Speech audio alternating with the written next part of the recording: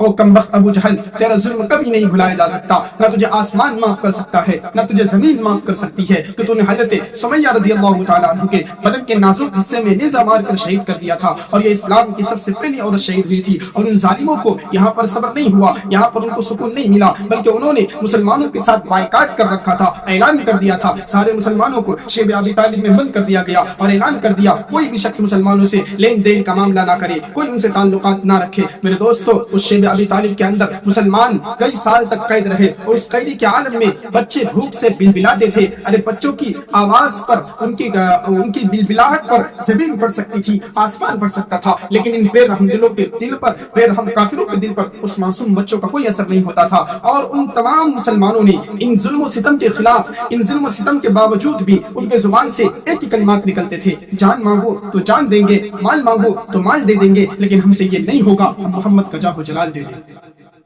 یہ ایمان، مسلمانوں کا ایمان کتنا مضبوط تھا، لیکن اس تاریخ نے وہ وقت بھی دیکھا جب آپ، ہمارے اور آپ کے آقا جناب محمد رسول اللہ صلی اللہ علیہ وسلم نے مکہ کو فتح کیا۔ فتح کرنے کے بعد جب آپ مکہ میں داخل ہوئے تو جب آپ کعبے کے منبر پر کھڑے ہو کر خطبہ دینے کے لیے کھڑے ہوئے تو آپ نے جب مجمع میں نظر دوڑائی تو اس مجمع کے اندر وہ لوگ بھی تھے جو اسلام کو مٹانے کے لیے تن من دھن کی بازی لگا رکھے تھے، وہ لوگ بھی تھے جنہوں نے آپ صلی اللہ علیہ وسلم کو گالیاں دی، وہ لوگ بھی تھے جنہوں نے آپ صلی اللہ علیہ وسلم کو ستایا تھا، وہ لوگ بھی تھے جو صحابہ کرام کو گالیاں دیتے تھے، وہ لوگ بھی تھے جو صحابہ کرام پر پتھر پھینکا کرتے تھے، وہ لوگ بھی تھے جو صحابہ کرام کو گھسیٹا کرتے تھے، وہ لوگ بھی تھے جو اسلام کو گالیاں دیتے تھے، وہ لوگ بھی تھے جو اسلام کو مٹانے کے لیے اپنی پوری طاقت کا زور لگا دیتے تھے۔ لیکن جب جناب محمد رسول اللہ صلی اللہ علیہ وسلم منبر پر کھڑے ہوئے، کھڑے ہونے کے بعد اعلان کیا، لا تثریب علیکم اليوم، اے لوگوں ایک بات سن لو، یہ آج تم پر کوئی ظلم نہیں کیا جائے گا، یہ محمد اس دنیا میں رحمت للعالمین بن کر آیا ہے، رحمت بن کر آیا ہے۔ آج کسی بچوں کو یتیم نہیں کیا جائے گا، کسی بیوی کو بیوہ نہیں کیا جائے گا، کسی ماں کے کوکھ کو نہیں اجاڑا جائے گا، آج کسی باپ کو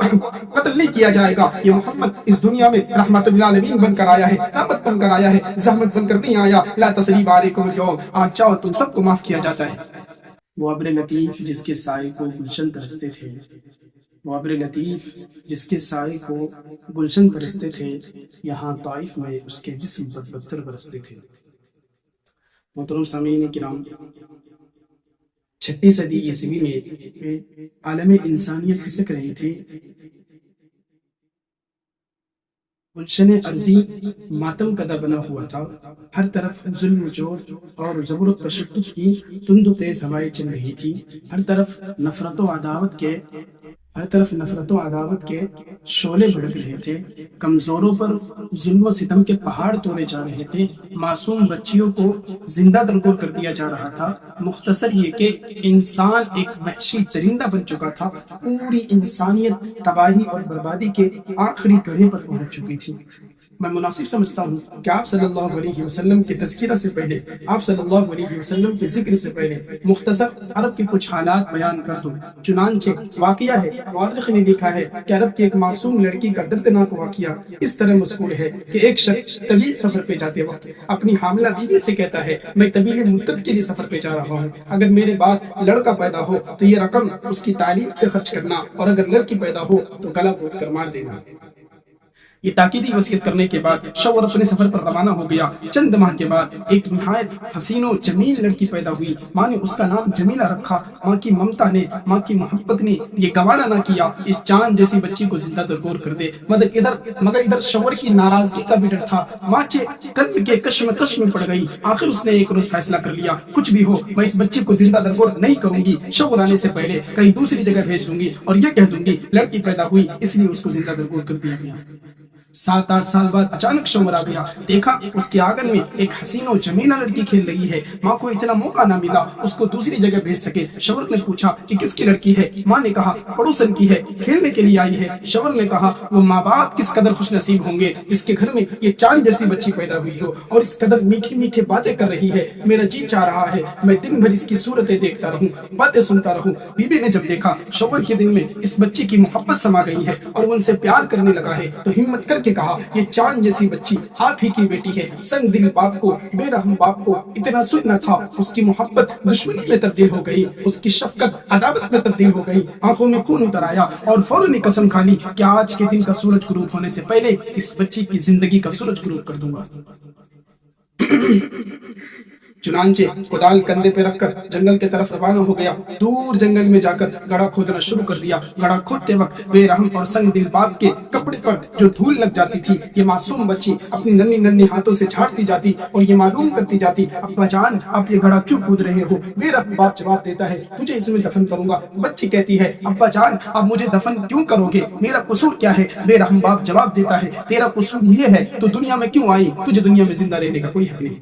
प्यारी जमीला अपनी बाप के दाढ़ी से घर झाड़ती जाती, धूल को झाड़ती जाती और ये कहती जाती, अब्बा जान आप मुझे दफन ना करें, मैं वादा करती हूँ आपको किसी किस्म की तकलीफ नहीं होने दूंगी। मैं भीख मांग के मजदूरी करके अपना पेट भरूंगी, आपसे खाना नहीं मांगूंगी और मैं जिंदगी भर कुमारी रहूंगी, आपको किसी का दामाद नहीं बनाऊंगी, मगर अब्बा जान आप मुझे दफन ना करें। मगर बेरहम और संग दिल बाप के दिल पर इस मासूम और मजबूर बच्ची की मीठी मीठी बातों का कोई असर नहीं हुआ। आखिरकार बेरहम बाप ने जबरदस्ती गड्ढे में धकेल कर दफन कर दिया। दिन का सूरज डूबने से पहले इस बच्ची की जिंदगी का सूरज डूब हो गया। ऐसे माहौल में अचानक रहमत खुदाबंदी जोश में आई और अरब के तपते हुए सहरा में उस नबी उम्मी का ज़ुहूर हुआ, जो सारे जहां का दर्द अपने दिल में लिए हुए था। खंजर चले किसी और पे तड़पते थे। ये अमीर का हकीकी में सही मिज़दाक था। अमीर का हकीकी मिज़दाक का गोता जनाब मुहम्मद रसूलुल्लाह सल्लल्लाहु अलैहि वसल्लम की जात थी। जनाब मुहम्मद रसूलुल्लाह सल्लल्लाहु अलैहि वसल्लम ने इन तमाम जुल्म सितम के खिलाफ आलम बगावत बुलंद किया और अरब की तपती हुई सहरा में सारी इंसानियत की मसीहाई की।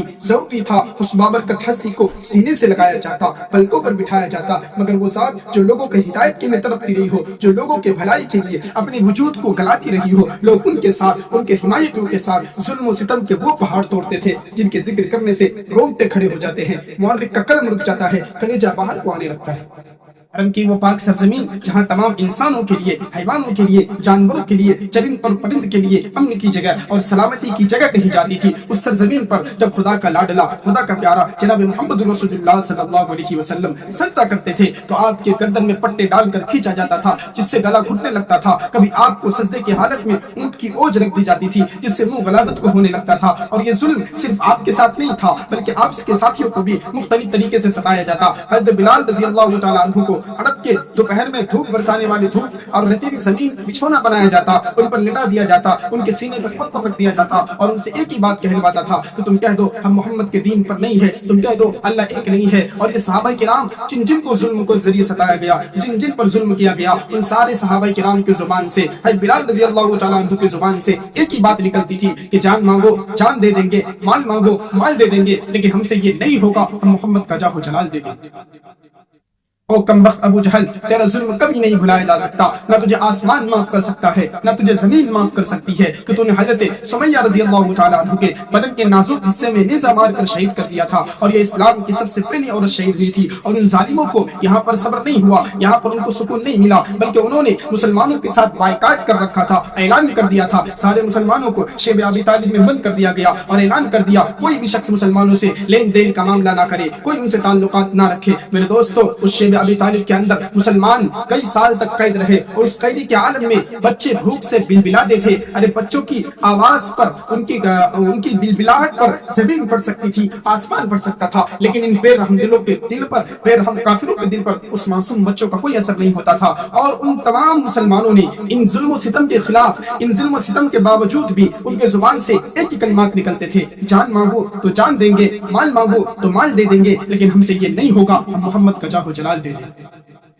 ये ईमान, मुसलमानों का ईमान कितना मजबूत था, लेकिन इस तारीख ने मेरे दोस्तों कहाँ से लाएंगे हम ऐसा दिल, कहाँ से लाएंगे हम ऐसा जिगर। जनाब मोहम्मद रसूलुल्लाह सल्लल्लाहु अलैहि वसल्लम ने सारे लोगों को माफ कर दिया। इसीलिए तो कुरान ने कहा है वमा अरसलनाका इल्ला रहमतन लिल आलमीन। जनाब मोहम्मद रसूलुल्लाह सल्लल्लाहु अलैहि वसल्लम की जात सारी कायनात के इंसानों के लिए रहमतुल लिल आलमीन बना के भेजा गया है। हम सबको चाहिए अपनी जिंदगी में, अपनी अखलाक में, अपने करैक्टर में जनाब मोहम्मद रसूलुल्लाह सल्लल्लाहु अलैहि वसल्लम की सीरत को लाए, ताकि हम भी आगे चलकर अपनी जिंदगी में इंसाफ का बोलबाला कर सके। हम ताकि अपनी जिंदगी में अल्लाह के रसूल सल्लल्लाहु अलैहि वसल्लम की सीरत पर चलकर लोगों के दरमियान में अपना प्यारा इस्लाम, प्यारा दीन को हम फैला सके, ताकि लोगों को पता चले हमें इस्लाम किस बात के हुक्म देता है, हमें इस्लाम किस बात की इजाजत देता है, हमें इस्लाम हमसे किस चीज का मुतालबा करता है, वो चीज हम लोगों के दरमियान में बताए। दुआ करें अल्लाह तबारक व तआला मुझे और आपको जनाब मोहम्मद रसूलुल्लाह सल्लल्लाहु अलैहि वसल्लम की सीरत पर चलने वाला बनाए। आमीन। आखिर दावाना अल्हम्दुलिल्लाहि रब्बिल आलमीन।